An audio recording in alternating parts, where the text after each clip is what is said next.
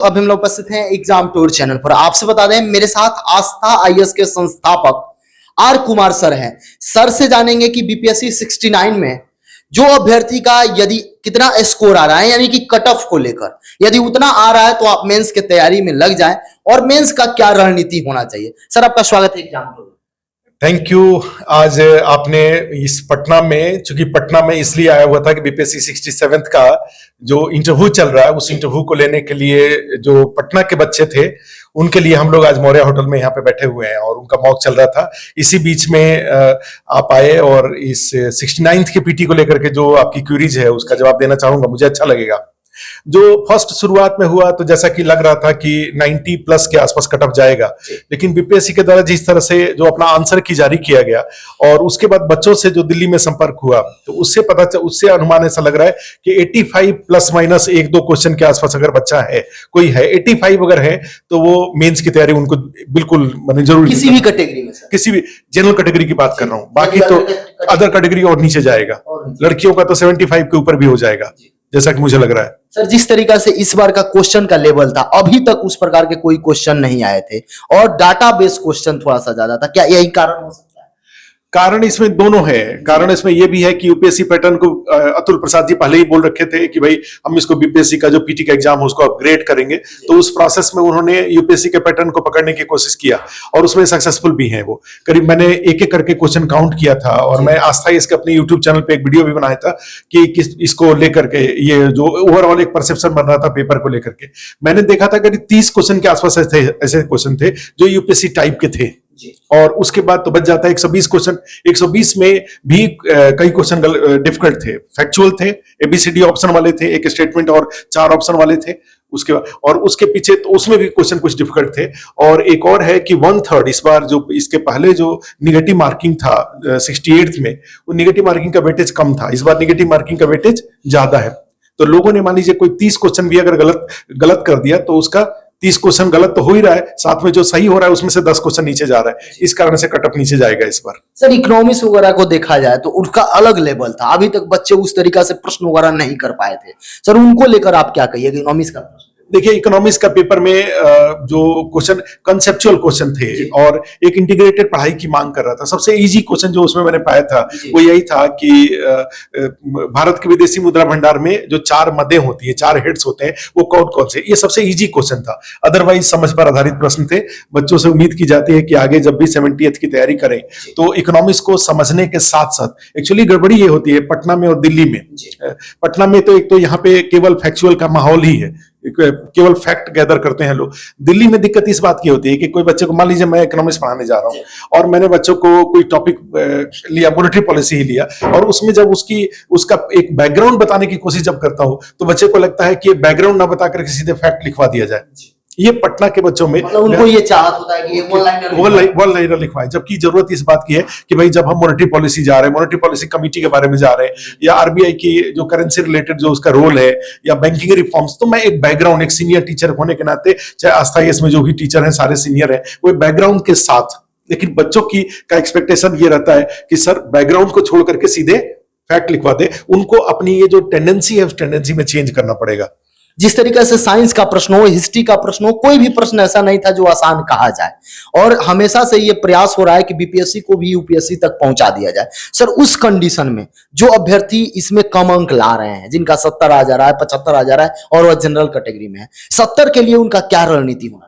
देखिए, सबसे बड़ी बात है ना कि जो हमने बताया कि पटना में चाहे बीपीएससी को लेकर के एक ओरिएंटेशन ये चल रहा था कि भाई हमें केवल फैक्ट गैदर करना है, वही फैक्ट पे मेन फोकस करना है। सारे लोग फैक्ट के पीछे जा रहे थे, जबकि दिल्ली इस बात के लिए जाना जाता था कि भाई मेंस पे, सब्जेक्टिव पे ज्यादा फोकस करिए, ऑब्जेक्टिव तो उसके साथ साथ हो रहा है। तो एक तो अप्रोच ये चेंज करना पड़ेगा जो भी जनरल कैटेगरी के, चाहे जो बीपीएससी की तैयारी करने वाले हैं, कि पहले वो मेंस की तैयारी करें। तो मेंस की तैयारी करने से एक स्टोरी बिल्डअप हो जाता है और साथ में उसमें फैक्ट होता है, और उसके बाद फिर पीटी की तैयारी करें। मेंस के लिए क्या रणनीति होना चाहिए? जो बच्चे का अच्छा स्कोर आ रहा है, आप जो कट ऑफ बताए वो यदि पार कर रहे हैं तो उनका क्या रणनीति होना चाहिए जो ये समय बच रहा है? देखिए, बीपीएससी का जो यूनिक एक अपना उसका कैरेक्टर है मेंस के एग्जाम लेने का, और वो उसको बोला जाए कि अच्छा भी है। यहाँ पे जिस तरह से महिलाओं की स्थिति है, चाहे जिस तरह से हम्बल बैकग्राउंड के लोग बीपीएससी का एग्जाम देते हैं, रिजर्वेशन का भी एक है, तो आप बीपीएससी के मेंस के सिलेबस को बहुत यूनिक और बहुत डिफिकल्ट नहीं बना सकते। तो उस बैकग्राउंड को अगर ध्यान में रखेंगे तो जो आस्था इसमें हम लोग बार बार बोलते हैं कि आप पहले अपना लिस्ट ऑफ टॉपिक्स, आप सब्जेक्ट पढ़ने की कोशिश मत करिए, बीपीएससी की जरूरत के अनुसार अपने पहले लिस्ट ऑफ टॉपिक्स को फाइनल करिए और उसके कंटेंट पर फोकस करिए। और उस कंटेंट को क्रिएट करने में सबसे इंपॉर्टेंट बात यह है कि हमेशा भारत के साथ बिहार के रेफरेंस को भी ध्यान में रखिए। जैसे मान लीजिए इंडस्ट्रियल डेवलपमेंट पे क्वेश्चन पूछा हुआ है, तो जब क्वेश्चन पूछता है तो उसमें साथ में एक लाइन जोड़ देता है उसमें कि इस संदर्भ में बिहार सरकार द्वारा क्या कदम उठाए जा रहे हैं, इस type of steps government of Bihar is taking for industrial development. तो आपको जो भी टॉपिक इसमें तैयार करना है, चाहे इंडियन ज्योग्राफी का, चाहे इकोनॉमी का, तो उसमें हमेशा एक नेशनल पर्सपेक्टिव के साथ साथ एक बिहार का भी संदर्भ होना चाहिए। जिसके पास ये नहीं होगा उसके पास उसको बीपीएससी में अच्छे मार्क्स नहीं आएंगे। और साथ में जो डायग्राम का यूज करना, पहले कंटेंट, पहले टॉपिक को याद करिए, और जब आंसर प्रैक्टिस करने जाते, क्वेश्चन आंसर प्रैक्टिस करने जाते हैं तो ऑप्टिमम मैक्सिमम डायग्राम यूज करिए। ये डायग्राम यूज करना ज्यादा एक तरह से क्लैरिटी ऑफ कंसेप्ट को जाहिर करता है, और साथ में यूपीएससी में भी ऐसा हो रहा है और बीपीएससी में भी तो स्वाभाविक रूप से ज्यादा हो रहा है ये। सर, जो अभ्यर्थी पहली बार देंगे, या बहुत सारे ऐसे अभ्यर्थी होते हैं जो मेंस बार बार लिख रहे हैं लेकिन कुछ अंकों से बिछड़ जाते हैं, छट जाते हैं, उनको आप क्या कहिएगा? क्या शब्द का चयन अच्छा तरीका से करें, शब्द का जो काउंटिंग होता है वह अपना, और जो प्रश्न का जो लेवल होता है, बहुत सारे बच्चे प्रश्न के लेवल से अलग भटक जाते हैं, प्रश्न कुछ और पूछता है लेकिन उनको समझ में कुछ और आता है, उनको क्या करना? सबसे पहले तो एक जो आपने क्वेश्चन का जो फर्स्ट पार्ट आपका था कि जो नया बच्चा जो तैयारी करता है उसको क्या करना चाहिए, तो बिहार के बच्चे जो बीपीएससी की तैयारी कर रहे हैं उनको एक चीज पर जरूर ध्यान देना चाहिए, जिसको कि दिल्ली मॉडल ऑफ प्रिपरेशन कहा जाता है। वो होता है मेंस की तैयारी पहले करें। मेंस की तैयारी पहले मेंस की तैयारी करें, उसके बाद उससे जो स्टोरी बिल्डिंग हो जाएगा, कंसेप्ट बिल्डिंग हो जाएगा, उसमें बहुत सारे, उसमें ऑलमोस्ट पीटी का 40% 60% सिलेबस उसमें कवर हो जाता है। उसके बाद वो पीटी पर आए। 70th की अगर बात करें तो अभी 70th का नोटिफिकेशन हमारे पास नहीं है, तो बच्चे को 69th के लिए भी मेंस की तैयारी, जो क्वालिफाई कर रहे हैं, जो क्वालिफाई नहीं भी कर रहे हैं और 70th के लिए फोकस है, उनको भी मेंस पर पहले फोकस करना चाहिए। फिर उसके बाद जब नोटिफिकेशन आ जाएगा तो वो पीटी पे जाए। एक बात, ये फर्स्ट पार्ट था कि नए बच्चे को क्या करना चाहिए, तो नए बच्चे को पहले मेंस पर फोकस करना चाहिए। सेकंड जो इसमें से आता है कि भाई आंसर लिखने के क्रम में, तो इसमें तो सीधी सीधी बात है कि भाई क्वेश्चन का जो डिमांड है उसको पहले आइडेंटिफाई करिए, और आइडेंटिफाई करके फिर उसमें से क्वेश्चन के डिमांड के अकॉर्डिंग अपने कंटेंट को वहां पर रिप्रेजेंट करिए, और उसमें जितने डायग्राम हो सकते हैं, क्योंकि यही फॉर्मूला है। मैंने आज तक इसमें बहुत सारे लोगों को देखा कि सर आपकी बात नहीं मान रहे थे तो 4 बार फेल किए, जब से आपकी बात मानने लगे तो देखिए इंटरव्यू दे रहे हैं। ऐसे बहुत सारे लोगों को हमने देखा हुआ है दिल्ली में। आपके आंसर में क्वेश्चन के डिमांड के अकॉर्डिंग कंटेंट होना चाहिए, और साथ में मैक्सिमम जो कंटेंट आप डाल रहे हैं उसकी विजिबिलिटी होनी चाहिए। और विजिबिलिटी के लिए जरूरी है कि आप अधिक से अधिक डायग्राम या पॉइंट्स या टेबल इस तरह की चीजों को यूज करें, और ये चीज तभी आप कर पाएंगे जब आप प्रिपरेशन के दौरान ऐसा किए होंगे।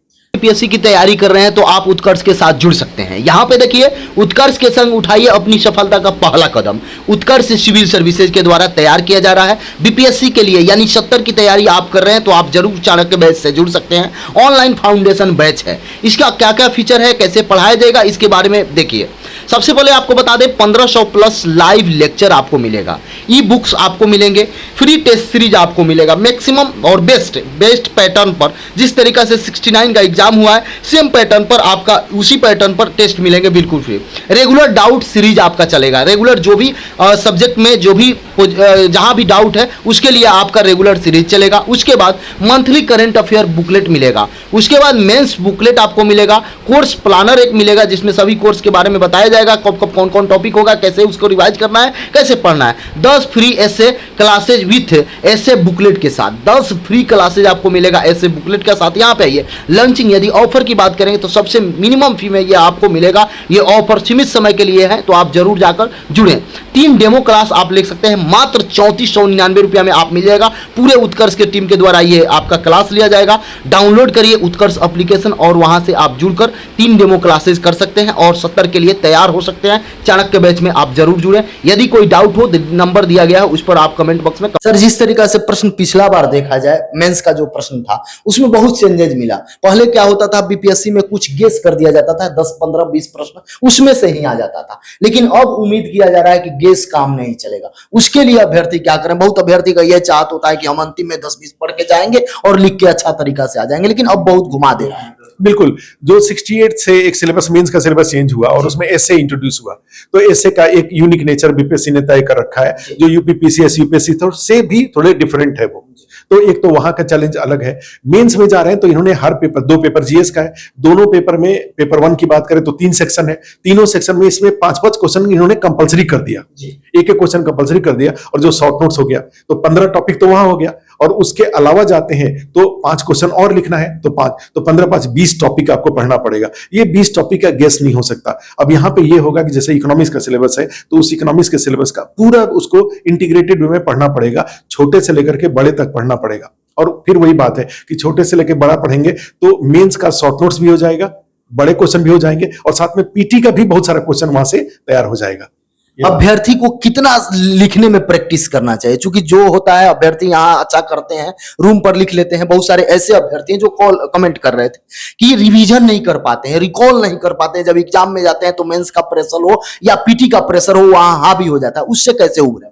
देखिए, एक ही सबसे बड़ी बात है, एग्जाम हॉल में परफॉर्म करने से ही आदमी क्वालिफाई करता है, और एग्जाम हॉल में परफॉर्म करने के लिए नॉलेज होना चाहिए। और हमने बार बार बोला हुआ है कि नॉलेज के लिए 10 चीज को एक एक बार पढ़ने के बदले एक चीज को 10 बार। अब फिर आता है कि वो एक कहां से आएगा। तो यहां पर पटना में क्या होता है कि लोग उस एक के लिए भटकते रहते हैं।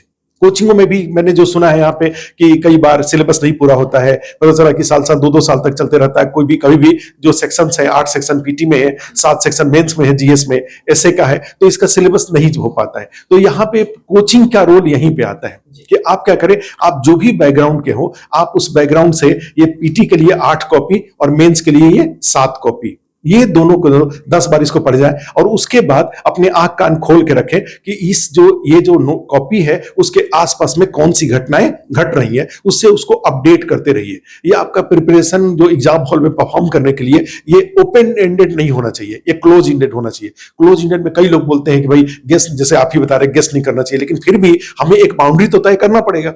इकोनॉमिक्स का एक बाउंड्री तो बनाना ही होगा, इंडियन ज्योग्राफी का एक बाउंड्री तो बनेगा, हिस्ट्री कल्चर का बाउंड्री बनेगा। तो ये बाउंड्री बना करके उसका स्टडी मटेरियल तैयार करें। 10 किताबों से एक चीज करें। आप सेल्फ से कर सकते हैं, किसी कोचिंग से के थ्रू कर सकते हैं, किसी मित्र के थ्रू कर सकते हैं। करना तो आपको, तभी तो आप रिवीजन कर पाएंगे। और रिवीजन जब हो गया, मान लीजिए हमारे पास वो आ गया, हमने 10 बार, तो लिखने के क्रम में जब जाते हैं तो पहले क्या किया जाता है कि पहले टॉपिक लिखा जाता है। जैसे ऑर्गेनिक फार्मिंग, पहले टॉपिक को लिखेंगे, उसका पूरा फ्लो लिखेंगे, और उसके अगले चरण में जब जाएंगे तो फिर क्वेश्चन के डिमांड के अकॉर्डिंग लिखेंगे।